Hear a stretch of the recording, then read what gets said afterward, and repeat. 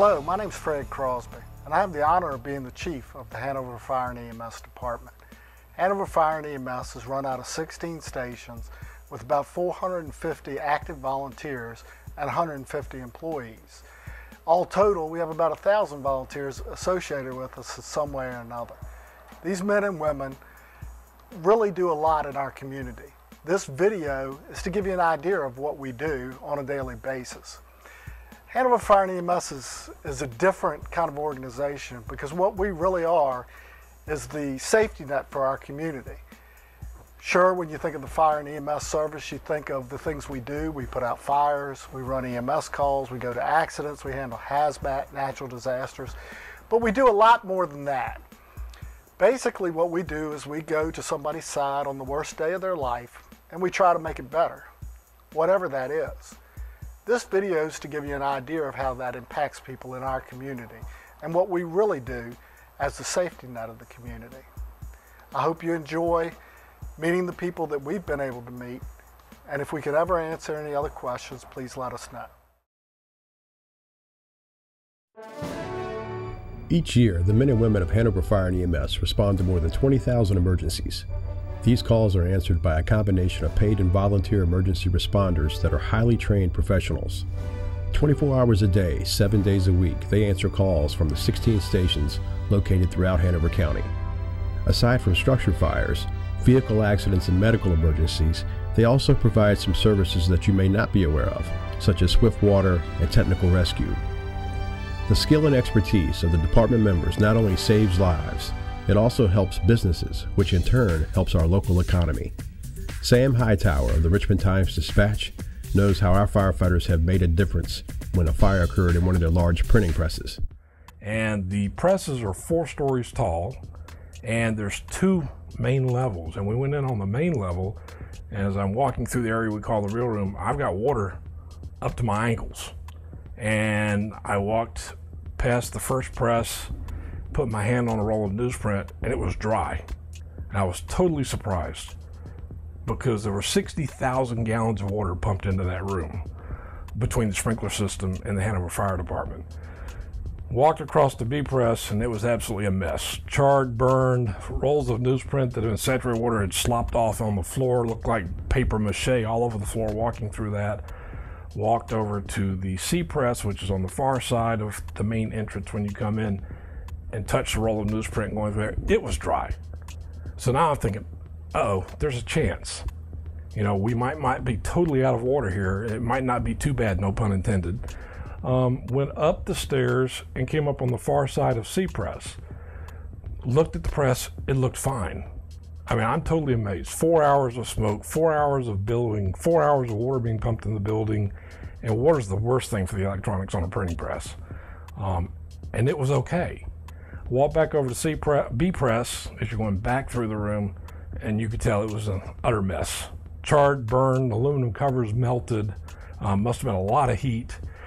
So I walked over to A press because we're only told we can only be in there about 8 minutes because of the air quality. So went to A press, it was dry, went out the door, and my initial assessment was, how in the world could we have been fighting a fire for 4 hours, pumped 60,000 gallons of water in there, and these presses are about 50 feet apart, and not gotten water all over A and C press. It was rather miraculous. So we got back in that night, did a damage assessment, and really we were expecting, even with all the humidity in the room and the moisture, we were going to have problems. We printed a paper in that plant 24 hours later, and it was absolutely miraculous what the Hanover Fire Department did. We were absolutely astonished. We thought we were going to have $60 million worth of damaged equipment.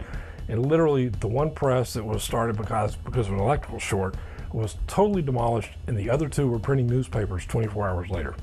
So we really are appreciative to the Hanover Fire Department, and I can't express our gratitude. We've said that over and over, and you guys did a great job. James Holmes of Holmes Steel has also seen the benefit of the work of the Hanover firefighters. I ended up at the scene well into the fire, and it was full going. And from what I heard, it was one of the larger fires in the county in quite some time. And certainly being my business and my livelihood, I was quite concerned and thinking I'd lost everything. But Hanover did a great job of containing the fire to the main plant and really saved a lot of the other buildings around my plant. So it really gave us the opportunity to rebuild quickly and get going again. It definitely helped us. Hanover Fire and EMS personnel also work hard to make sure our citizens are safe and as comfortable as possible when an emergency occurs. Life's emergencies can be sometimes traumatic, and our people work hard to make sure our citizens are well cared for. When I got to the job site, Bobby came up to me, patted me on the back, and said, we're going to take care of this. Said, calm down.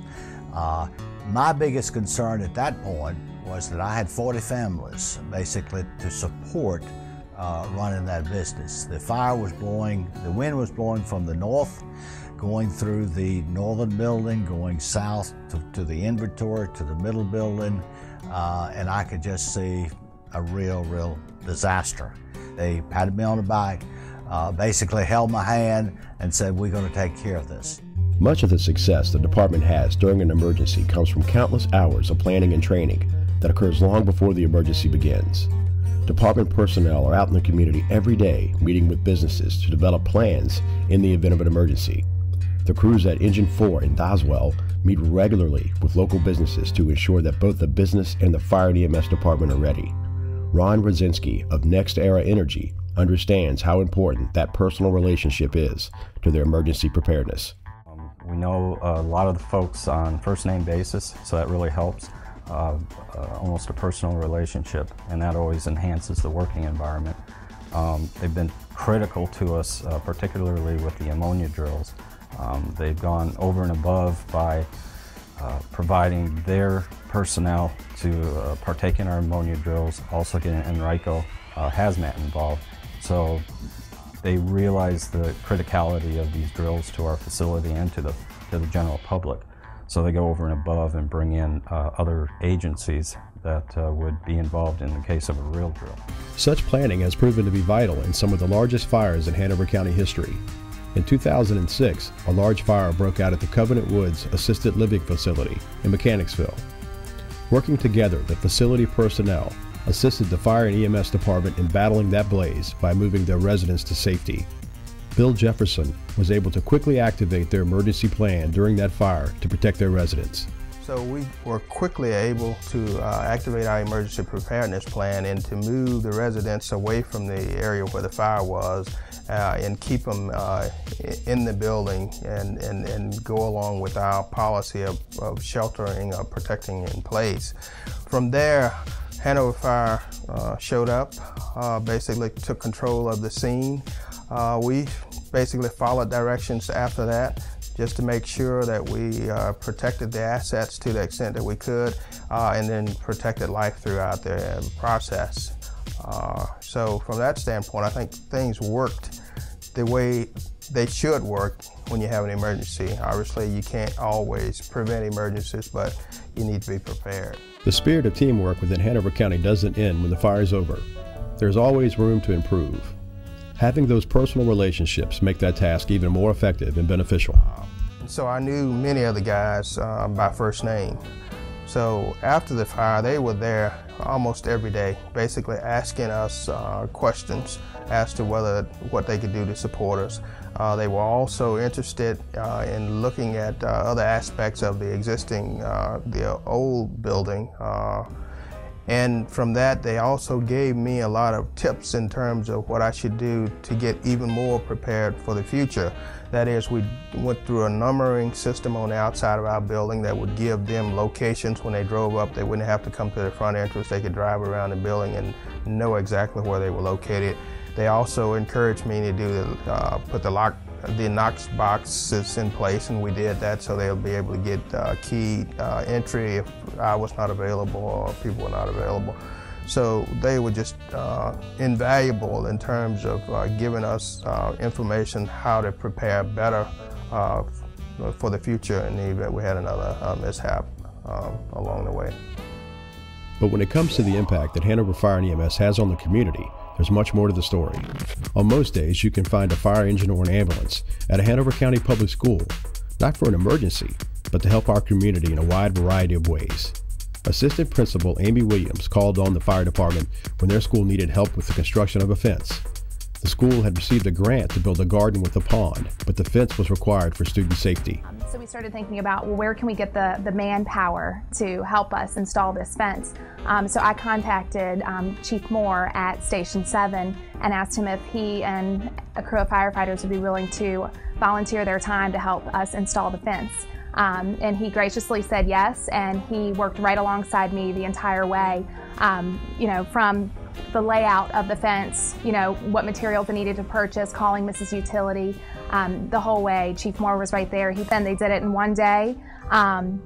We had to order some extra materials, but Chief Moore came back out on his own time and finished the installation in time for our Groovin' in the Garden event, which was our ribbon cutting ceremony. Fire personnel also work with schools on a regular basis to develop emergency plans and facilitate large events, such as the annual field day. Well, the fire department and the schools, I think, have a very good relationship. I think the fire departments are always willing to come out and assist, especially with safety planning and crisis planning. When I worked at Laurel Meadow Elementary School, with that being a brand new school, the fire department came in and helped us with our crisis planning, talking about evacuation routes and planning for like tornadoes, severe weather, helping us identify locations in the building that would be the safest for our students. So they were really instrumental in helping us with our crisis plan there. They've also assisted in helping us get things set up for field day to make sure that we have adequate water supplies and first aid tents and stuff like that set up. So the fire department has come in and helped the schools in that way. I know they've also firefighters have served as mentors to some of our students that need a more positive, specifically male role model in their lives. That some of the firefighters have served as mentors and even book buddies with students who are struggling readers. The kids really look up to them. And I think to see them in a different light other than just, fighting fires and that safety mindset, to see them reading or just sitting down having lunch with the kids or installing the fence. I think for the kids to see them doing those various roles, just helps the kids to idolize them even more. The Book Buddies program in the schools has become a high priority project for the department. Julie Doxis, literary coach for Hanover County Public Schools, explains the Book Buddies program and how the fire and EMS department became involved. Several years ago, we started a program called Book Buddies, which is a community tutorial program where we have people from the community come and volunteer their time at school working with struggling reading students. And we had some partnership with the fire EMS department for a while. They would come and serve as lunch buddies or in other capacities at the school, but we really were trying to find a way to get them to be more of a presence, an ongoing presence at the school. And so when Book Buddies program was looking for more community volunteers, we thought, well, that would be a great match.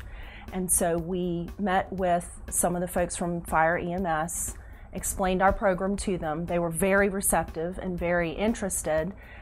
They sent a group of guys over. It was all guys at first, and sent a group of guys over for actual training for the tutorial program. So they actually went through a 2 to 3 hour training program where they learned different things about reading instruction and prompting children and working with children.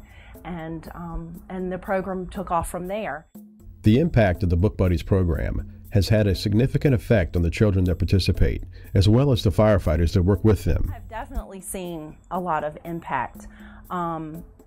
And it does work both ways. And not only impact, the firemen coming in and giving that 45 minutes to an hour one-on-one with a child really helps that child build a relationship with that person. And for a lot of our kids that work in this program, one of the things they need is that attention, that positive role model.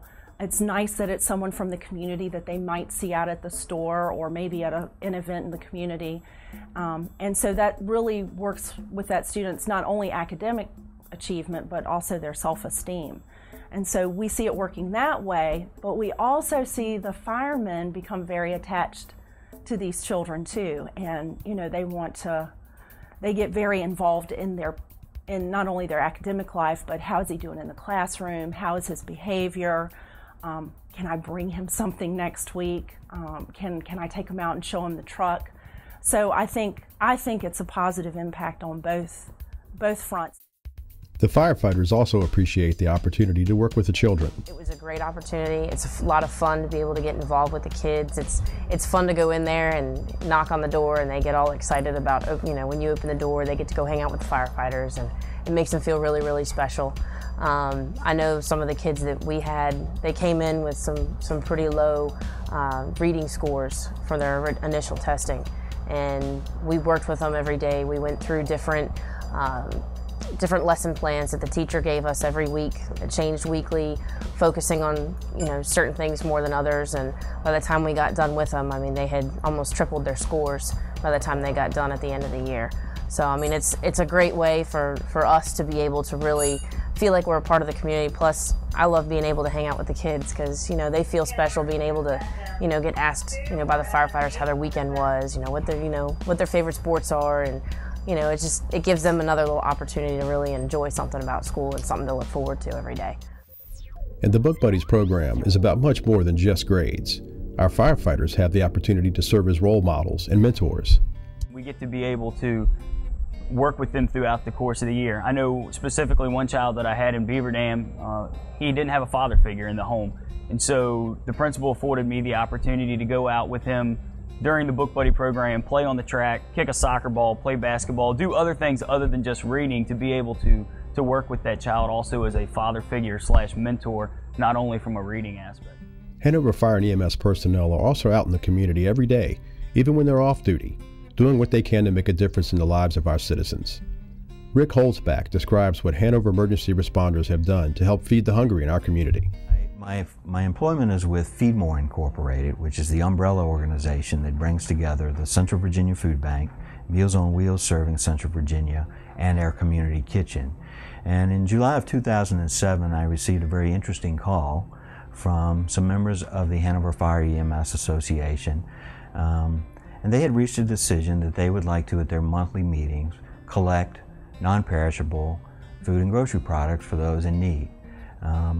We were very excited about that opportunity, and so we've just had our 4th birthday of that program. It continues every month at the association meetings, and they have to date delivered to us just under 1.25 tons of food and grocery products. Hanover Fire and EMS has been a longtime supporter of the Muscular Dystrophy Association, and the Firefighters Association has adopted a local family to help them battle this disease and make their life as comfortable as possible. Well, there's 4 children. Well, now they're young adults. Charlie is 22. Charlie does not have muscular dystrophy. We have Allison that is now 21. She has muscular dystrophy. We have Mariah that is 19. She also has muscular dystrophy. And Jimmy is 17. He has muscular dystrophy. Jimmy also has a pacemaker and a heart condition and has oxygen. And Jimmy was really bad off for a while and was actually on homebound, and especially during that time, the guys down at Station 9 came down about every day to check on Jimmy. I think also as well as me, because I was up all the time, and that was a great big blessing. Well, I was driving past the fire Station 9 one day when Russ flags me down and says, "Hey, I hate to tell you this, but everybody's coming over at 6 in the morning. We're going to be putting in windows."